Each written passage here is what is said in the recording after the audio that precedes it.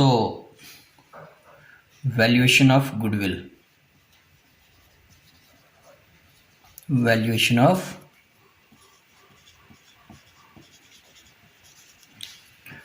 goodwill.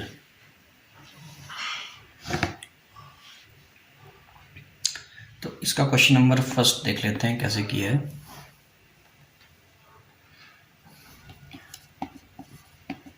ये ratio दिया हुआ XYZ पार्टनर है and it was provided in the partnership agreement that death retirement goodwill. अच्छा, आपको निकालनी है गुडविल, ठीक है। तो गुडविल कैसे निकालनी है? Average profit into number of years of purchase, ठीक है। ये फॉर्मूला है।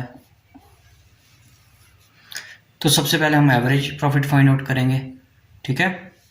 तो चलिए एवरेज प्रॉफिट निकालते हैं पहले। So average profit is equal to, profit दिया हमारे पास यहां पर 32,000, यहां लिखते हैं 32,000 plus 40,000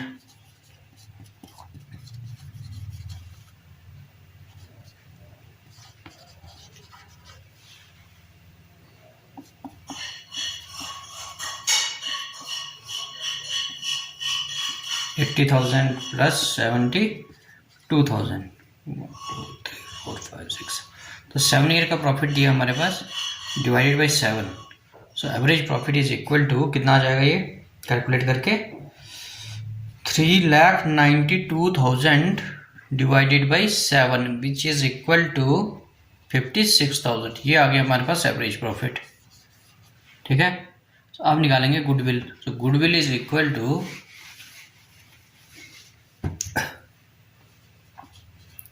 goodwill is equal to average profit into number of years of purchase,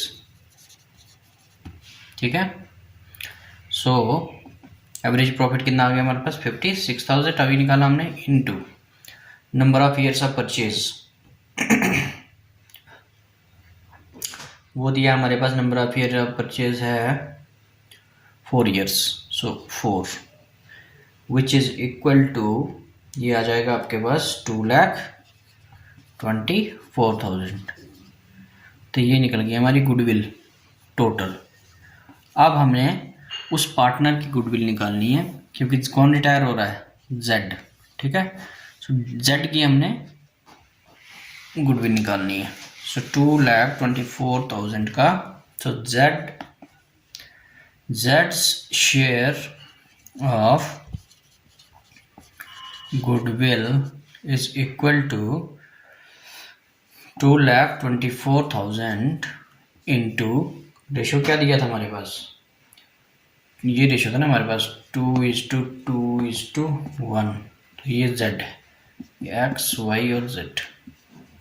तो क्या आएगा 1/5 विच इज इक्वल टू 44,800। ये आ गई किसकी, आपकी जेड का शेयर ऑफ गुडविल, ठीक है। ये था क्वेश्चन नंबर 1। ओके जी, अब हम देखेंगे क्वेश्चन नंबर 3, ठीक है। सो क्वेश्चन में गिवन है आपके पास प्रॉफिट दिया है हमको 4 ईयर्स का, 13, 14, 15 और 16 का।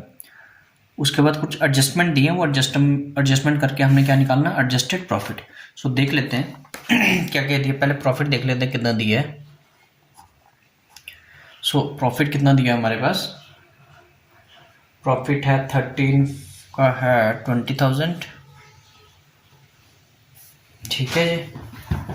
उसके बाद है हमारे पास 24,800, then 20,000 and then 30,000, ठीक है।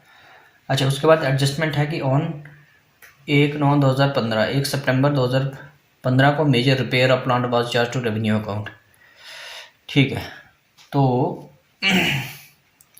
क्वेश्चन क्या बोल रहा है कि रिपेयर करना था हमने, रिपेयर्स करना था।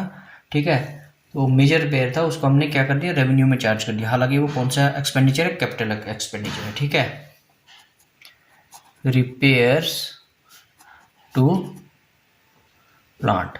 ठीक है, ब्रैकेट में लिख दो कैपिटल एक्सपेंडिचर। ठीक है, तो इसका मतलब क्या होगा, ये यहाँ पर दोबारा से ऐड करेंगे क्योंकि हमने ये प्रॉफिट में से माइनस किया है, तो यहाँ ऐड कर देंगे क्योंकि इसमें सिर्फ रेवेन्यू आइटम्स आती हैं। तो कितना है वो, 2015 की बात कर रहा है ये, 6000।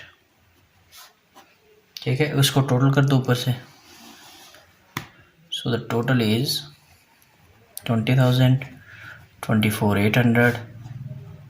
सो ये हम एडजस्टेड प्रॉफिट निकाल रहे हैं, ये 26,000 आएगा यहाँ पर। ठीक है, उसके बाद नेक्स्ट क्या बोल रहा है कि it is agreed to capitalize it and subject to depreciation of 10%। अब ये जो प्लांट है, ठीक है, इस पे हमने डेप्रिसिएशन लगाना है, लेस रिड्यूसिंग बैलेंस मेथड पे, रिटन डाउन वैल्यू मेथड पे। ठीक है, सो सितंबर में खरीदा है ना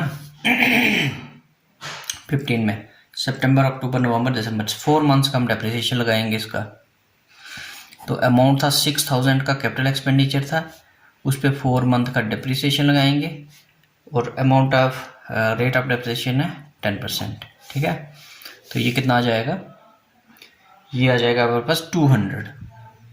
ठीक है, एक चीज़ ये हो गया 15 का डेप्रिसिएशन। अब 16 का कैसे निकालेंगे, ये था आपका 2015 का डेप्रिसिएशन। अब 16 का भी निकाल लेते हैं। 16 का कैसे निकला, 2015 में निकला हमारे पास ये। सो अमाउंट कितना बचा पीछे, अमाउंट बच गया हमारे पास, अमाउंट जो बचा है हमारे पास वो बच गया, देखो 6,000 था ना टोटल, तो डेप्रिसिएशन का है 200। ठीक है, तो कितना बचा 5,800। तो 5,800 पे हमने क्या लगाना, डेप्रिसिएशन लगाना है। ठीक है, तो लिख लेते हैं 5,800, ये ना 6,000 था अमाउंट हमारे पास, तो 200 डेप्रिसिएशन लग गया, ये 200, तो पीछे बचा 5,800। सो यहाँ पर लिखेंगे हम 5,800 इंटू 10 ड्यू, अब पूरे साल का ही लगेगा। ठीक है, यहाँ पर लिख दो 580। ठीक है, तो इसको टोटल कर देंगे, 24,800 ये आ गया। ठीक है, इसको माइनस करेंगे तो 25,800 आ गया, और यहाँ पर इसको माइनस करेंगे तो 29,420 आ गया। ठीक है, उसके बाद आगे क्वेश्चन बोल रहा है कि तो क्लोजिंग स्टॉक को ओवर वैल्यूड किया 2,400 से। अब जब भी हमने क्या करना है, इसको हम लेस करेंगे, क्या करेंगे, क्लोजिंग स्टॉक ओवर वैल्यूड। ठीक है, इन 2014 में हमने क्या किया है, क्लोजिंग स्टॉक को ओवर वैल्यूड किया है। ओवर वैल्यूड से करने से क्या होगा, ये जो प्रॉफिट है आपका ये क्या हो जाएगा, इंक्रीज हो जाएगा ना। ठीक है, तो प्रॉफिट गलत आ जाएगा, इसको माइनस करेंगे यहाँ पर। ठीक है, तो अमाउंट दिया 2,400। ठीक है, सो क्लोजिंग स्टॉक था जो 2014 का, तो 15 का क्या बनेगा, वो ओपनिंग स्टॉक। चलो पहले इसको कर लेते हैं।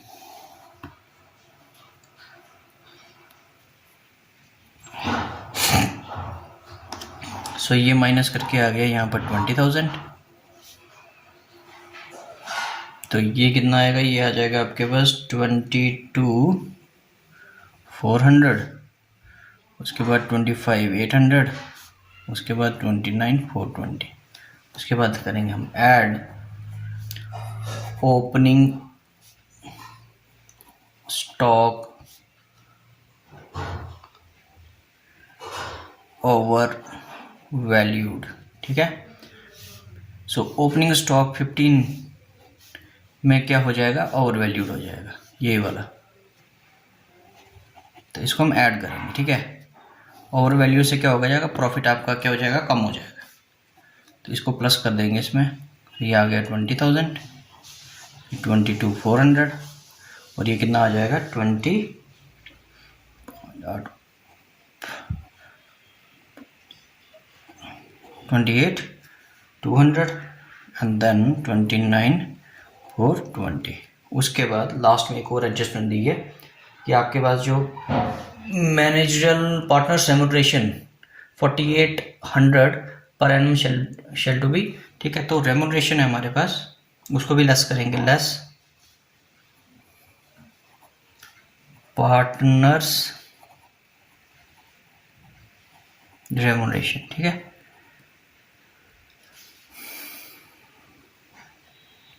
कितनी है वो सब में से माइनस करनी पड़ेगी आपको, क्योंकि ये बोल रहा है कि हर साल में से वो आपको करनी पड़ेगी।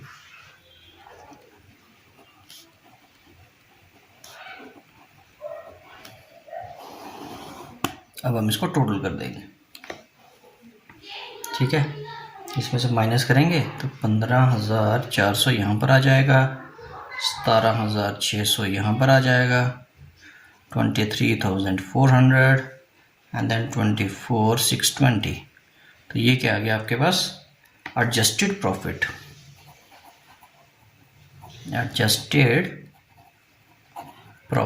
ठीक है।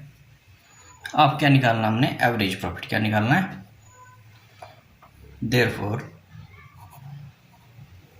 Average adjusted profit is equal to, इन सबको प्लस कर देंगे, 15,000 plus 17,600 plus 23,400 plus 24,620 divided by 4, 1 2 3 4, ठीक है। तो ये कितना आ जाएगा हमारे पास, प्लस करने के बाद आ जाएगा हमारे पास 81,020 divided by 4 which is equal to 20,255। ये आ गया एडजस्टेड एवरेज प्रॉफिट, ठीक है। Therefore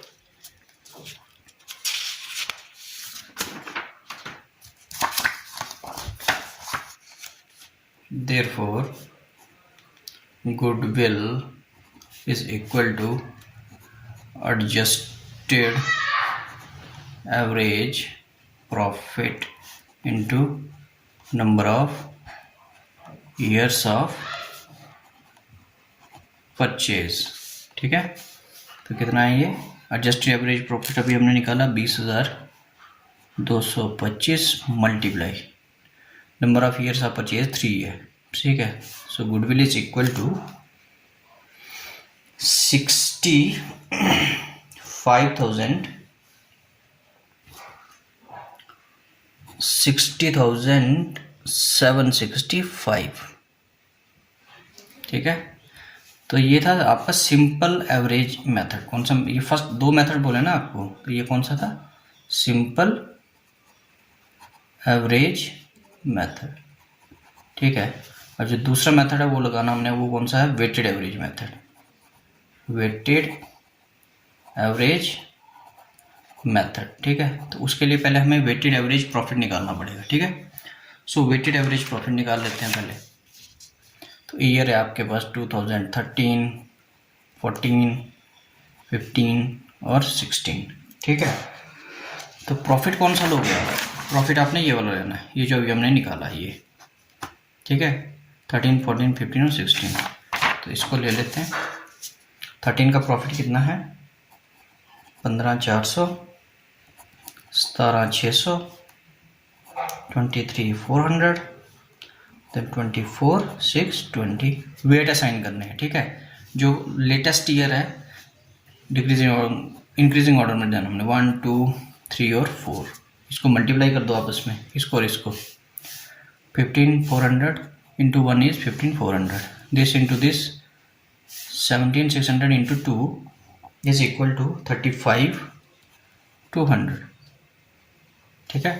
and then this 23,400 into 3 is equal to 70,200। 24,620 into 4 98,480। ठीक है। अब हम करेंगे इसको टोटल। ठीक है, इसका टोटल आ गया 10, इसका टोटल आ गया 2,19,280। ठीक है जी, ओके। देयरफॉर